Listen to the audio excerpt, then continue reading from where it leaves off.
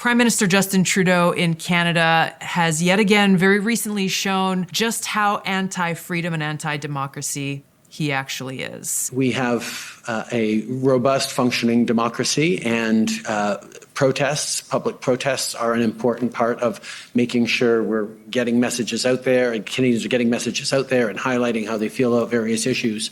But using protests to demand changes to public policy is something that I think is worrisome. Okay. So here we have the Prime Minister of Canada saying that, yes, we have a highly functioning democracy and people's voices, the Canadian people's voices should be heard and they have the right and freedom to protest. However, if those protests are used to demand change in government policy, then no, that shouldn't be allowed. Just in that statement in and of itself, you got to wonder how this guy doesn't see the hypocrisy in his singular phrase. That freedom of...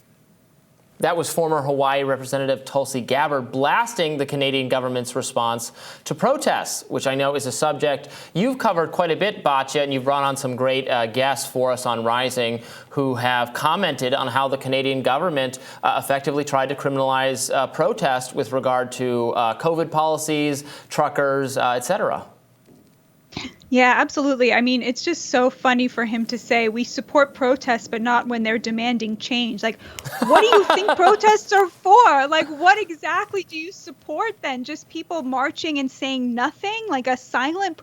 I mean, that's literally the purpose of protests. So if you're saying I only support protests where they don't demand change, you don't support protests, you don't support free speech. Of course, they don't have a First Amendment. They aren't the greatest country on earth. This is the greatest country on earth because we do have a First Amendment. But to me, Justin Trudeau is such a great example of how somebody who seems all nice and liberal and cuddly and says all the right things and is like, very aligned with liberalism is actually underneath a very thin veneer and patina of liberalism, somebody who doesn't really believe in it at all. And you really saw that with the truckers' convoy. I mean, they really exposed the kind of brutal dictatorial forces at play there. And it was just amazing how he instantly branded these freedom fighters, these people who were just out there doing a labor action to demand their right to work under conditions that they felt were comfortable and they supported, how he branded them as fascists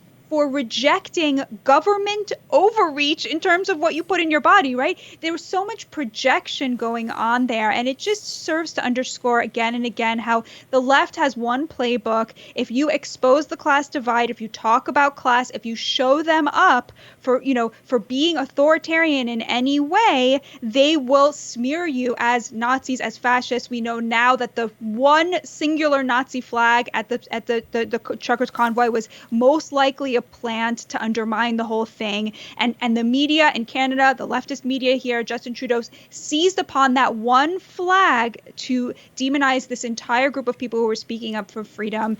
It was just such a blatant display and such an important one. And my hat is really off to those people because the censure in Canada was unbearable. I mean, they really, because the Canadian media is so they don't have Fox News there, right? It's so solidly on the side of the government, and so much of the media takes money from the government. And it's very statist in nature. They were all smearing these people as Nazis who were, really, it was just a labor action at the end of the day.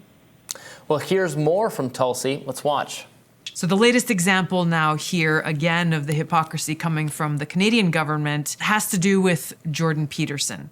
Now, we've seen other examples before how Canada recently, they banned the sale of handguns. They don't believe in the right of individuals to defend themselves or their loved ones. We have seen also similarly how President Biden here in our own country has hinted at his desire to do the same. And so when we look at our own constitution, look at Canada's constitution, we see further and further infringement upon our God-given rights and freedoms. Now, Jordan Peterson is the latest victim of Canada's prosecution against free speech. He is being threatened by a government regulatory organization, the College of Psychologists, and they are threatening to take away his medical license unless he goes through retraining that is overseen by them and approved by them. And if he fails to do so, they will take away his license. And what was his offense? Well, he said some things that offended some people. He received a very threatening letter from the College of Psychologists. Jordan Peterson may have lacked professionalism in public statements made on social media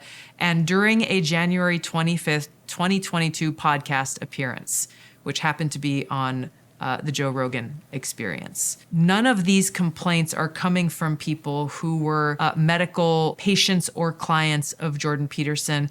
They're not coming from anyone that had anything to do with anyone who was a client or had any kind of acquaintance within his medical practice, which frankly has not been functioning for the last few years, simply because of the fact that since he became a publicly known figure, he has been under attack by these regulatory agencies and people who are critics of the things that he is saying.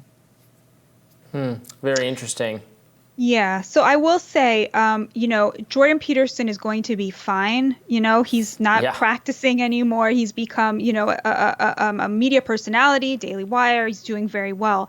There are millions and millions and millions of other people who are not fine, who are routinely forced to take these kinds of trainings, forced to, affirm positions that they do not hold, that maybe violate their religious freedoms, who don't have Jordan Peterson's platform and who routinely are forced into this situation. And it's not okay. I mean, it's not acceptable that a very fringe ideology has taken hold of the licensing and the credentialing such that you either have to get on board with it or pretend that you're on board with it, or you cannot be part of the elites in that way. I think it's really, really problematic. And it's great that he's taking a stand on this. And in a way, it's almost good that this has happened to him because, otherwise you would never know about all of the doctors and, all the way down, teachers, cops, people, anybody who works and has to do these DEI trainings where they're forced to affirm things that they don't believe in order to keep their job. It really is something that deserves a lot more attention. What do you think, Robby? Well, and I will say, even his daughter joked when Elon Musk reinstated Jordan Peterson, let him back on Twitter. She joked that while I'm happy about this, I think my dad's too addicted to Twitter, so I wish there was some way to limit a little bit what he says.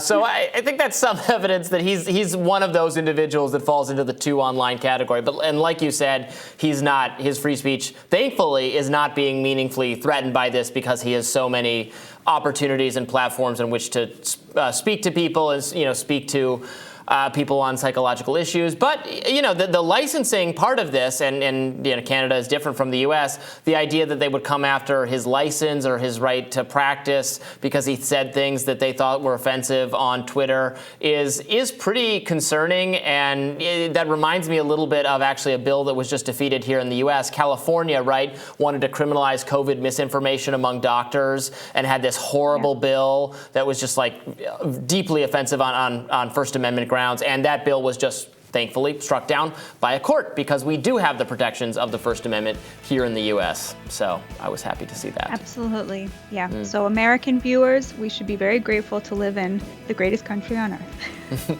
Yes. More Rising right after this. Stay with us.